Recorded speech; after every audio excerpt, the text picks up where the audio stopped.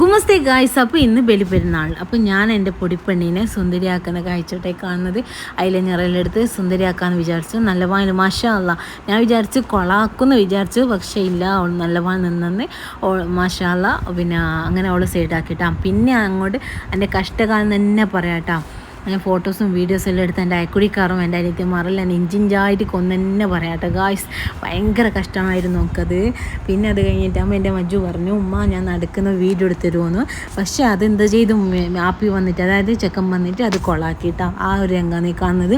പിന്നെ താഴെ നിൽക്കുന്ന ഫോട്ടോസൊന്നും വേണ്ട, ഉമ്മാന് മതിൽ കയറി ഫോട്ടോസ് എടുക്കുമ്പോൾ എന്ന് പറഞ്ഞിട്ടുള്ള കാഴ്ചട്ടേ കാണുന്നത്. അത് കണ്ടിട്ടാകുമ്പോൾ ഏട്ടത്തിക്കും ഒരാശ, ഉമ്മ അന്നം കൂടി ഇരുന്ന് ഫോട്ടോ എടുക്കുന്നത്. അങ്ങനെ ആ ഫോട്ടോസെല്ലാം കഴിഞ്ഞ ശേഷം നമ്മളത് ആ പുഡിങ്, ഇന്നലത്തെ പുഡിങ്, അങ്ങനെ ഇവരും നല്ല അഭിപ്രായം കേട്ടോ. 3 ജഡ്ജസ് വന്നിട്ടുണ്ടായിരുന്നേ. അവരും നല്ല അഭിപ്രായം പറഞ്ഞു, വാരി വാരി കൊയ്ത്തുന്നുട്ടോ. അതിൻ്റെ അർത്ഥം എന്താ, നല്ല ടേസ്റ്റ് ഉണ്ടായിരുന്നല്ലേ. അങ്ങനെ അവർ അഭിപ്രായം കേട്ടിട്ടാകുമ്പോൾ നല്ല സന്തോഷമായിട്ട് എനിക്ക്. അങ്ങനെ ഇതെല്ലാം കഴിഞ്ഞ ശേഷം ഞാൻ എൻ്റെ അമ്മായിൻ്റെ വീട്ടിലേക്ക് യാത്ര തിരിച്ചിട്ട്, ആ പള്ളിക്കരയാണ് അമ്മായിൻ്റെ വീട്. അങ്ങനെ ഞാൻ അമ്മായിൻ്റെ വീട്ടിലേക്ക് പള്ളിക്കരയിലേക്ക് യാത്ര ഇങ്ങനെ തുടർന്നു.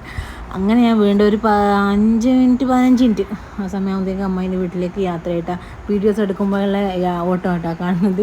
അങ്ങനെ അവിടെ ഒരാൾ ഉറങ്ങുന്നത് കണ്ട്, നല്ലൊരാളാണ്. അപ്പോൾ ഞാൻ വിളിച്ചിട്ടാകുമ്പോൾ എണീച്ചു കേട്ടാ.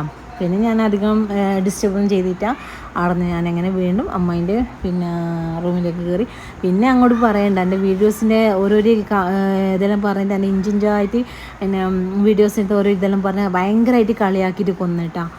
ഭയങ്കരമായെന്ന് പറഞ്ഞാൽ ചെറിയ കളിയാക്കലൊന്നുമല്ല. ഞാൻ അങ്ങനെ ഇഞ്ചിഞ്ചായിട്ട് എന്നെ കൊന്നു ഗായ്സ്, ഇഞ്ചിഞ്ചായിട്ട് കൊന്നു. വേണ്ടാന്ന് വിചാരിച്ചു പോയത് ഭയങ്കരതായിട്ട്. പിന്നെ ഒരു ഫോട്ടോ എടുക്കുന്നുള്ള ഒരു സ്ഥലം ഉണ്ടെന്ന് പറഞ്ഞിട്ടാകുമ്പം അവിടെ നിന്നാകുമ്പോൾ പിന്നെയും കഴിഞ്ഞിട്ടാണ്. എൻ്റെ വഴി നോക്കികളായ 3 ആങ്ങളമാരൊക്കെയാണ് ഈ യാത്ര.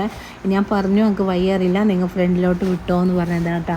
പക്ഷെ അവർ നമുക്ക് വഴി കാണിക്കുന്ന പകരം അവർ സ്പീഡിൽ അവരിതായ രീതിക്ക് അവർ മുമ്പോട്ട് പോയേ. അപ്പോൾ ഇതിൻ്റെ 2ാം ഭാഗം കൂടി ഉണ്ട് കേട്ടോ. അല്ല ഗായ്സ്, അപ്പോൾ നിങ്ങൾ സപ്പോർട്ടാക്കണേ.